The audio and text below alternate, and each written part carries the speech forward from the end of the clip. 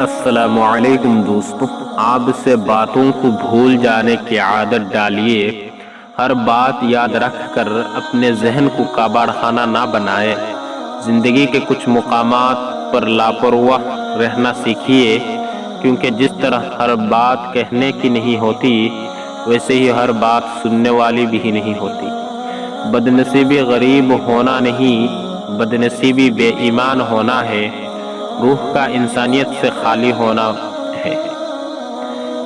انسان کا مقدر اتنی بار بدلتا ہے جتنی بار وہ رب سے دعا کرتا ہے۔ عزت انسان کی نہیں، ضرورت کی ہوتی ہے۔ ضرورت ختم ہو تو عزت ختم۔ رشتہ خون کا ہو یا احساس کا، کسی کو مجبور کر کے اپنی طرف متوجہ کرنا غلط ہے۔